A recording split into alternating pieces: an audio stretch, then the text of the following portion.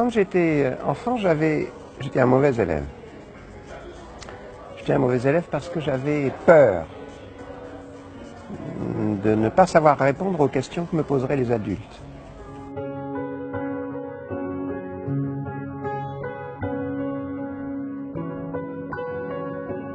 Et toute cette peur de l'enfance est devenue une connaissance. Et mon travail d'adulte, c'est de les guérir de cette peur.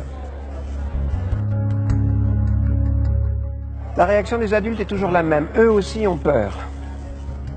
Ils ont peur que le fils ne réussisse jamais. Et les professeurs aussi ont peur. Ils ont peur d'être de mauvais professeurs. Tout ça, c'est une affaire de solitude. Solitude de l'enfant, solitude du professeur, solitude des parents. Très bien. Il faut casser cette solitude. Pédagogiquement, comment tu casses la solitude? En créant des projets communs, où tout le monde est impliqué. Par exemple, pour l'école, un des projets communs, c'est le théâtre.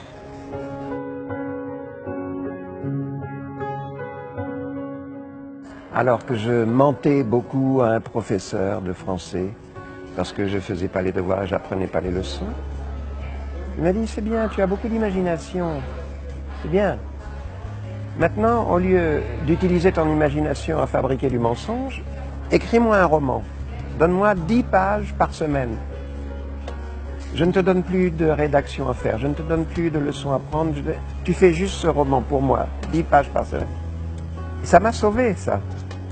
C'est-à-dire que ce professeur a transformé un élève passif, il l'a transformé en un élève actif. C'est-à-dire qu'il écrit un roman.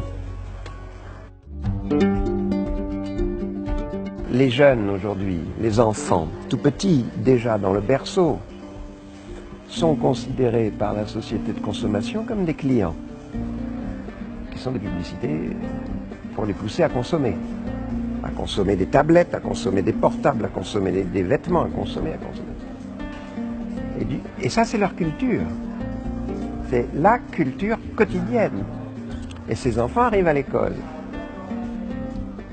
Et ils vont se conduire vis-à-vis du professeur comme des petits consommateurs. Moi, professeur, je ne m'adresse pas à tes désirs, je m'adresse à tes besoins fondamentaux. Le besoin d'apprendre à lire, le besoin d'apprendre à compter, le besoin d'apprendre à penser, à réfléchir. La plupart de ces besoins sont antinomiques avec tes désirs. Et c'est pour ça qu'il est beaucoup plus difficile d'être professeur aujourd'hui que dans les années 50, où les enfants n'étaient pas encore les clients de la société marchande. Et le problème, c'est que l'enfant, tout petit, dans son berceau, lui, il va croire que son désir est un besoin fondamental. Il va croire que son bonheur dépend de la satisfaction d'un désir qu'il prend pour un besoin fondamental. Le travail des adultes, c'est de dissocier ces notions de désir et de besoin. Et le bonheur, le vrai bonheur, on peut l'atteindre en apprenant à comprendre. C'est ça qui rend heureux. Quand je comprends les choses, tout d'un coup je comprends. Je comprends que la publicité est mensongère. Je comprends que la compréhension est une bonne source de bonheur véritable. Je pense qu'on ne peut pas se défausser de ses propres responsabilités sur une institution.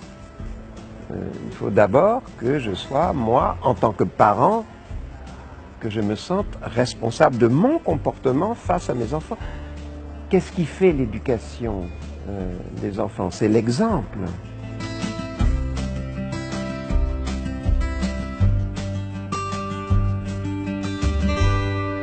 Il faut dire aux jeunes que contrairement à ce qu'on leur dit, l'amour rend intelligent. Au fond, tu as 3 types de personnes. Tu as les passeurs, tu as les gardiens du temple, ceux qui considèrent que ce qu'ils savent, c'est leur propriété privée, que les autres sont indignes de le savoir. Et puis la troisième catégorie, c'est ceux qui s'en foutent. Occultueux. Donc le passeur, c'est celui qui prend en considération sa propre culture et qui sait que ça ne lui appartient pas, que ça peut faire le bonheur des autres. Si je t'emmène voir ce soir un film que j'ai adoré, tu vas être heureuse si toi aussi tu l'adores. C'est ça, déjà, être passeur. Mes enfants, c'est très simple. Ce que vous savez, ce que tu sais, ne t'appartient pas. Ce n'est pas ta propriété privée. Elle ne fait que passer à travers vous. Et une de votre raison d'être sur Terre, c'est de partager ça. Arrête d'avoir peur, sois curieux. Sois curieux. La curiosité est un bon remède contre la peur. Sois curieux, ouvre-toi, sois curieux, sois curieux. Oh oui, mais moi, la réalité me fait peur. La réalité te fait peur. Fais comme Juan, photographie-la. Je suis nul en anglais. Je suis nul en anglais. Prends un petit ami anglais. Tu vas voir, tu vas faire des progrès. Ça va t'ouvrir. Ouvre, ouvre, ouvre. Sois curieux.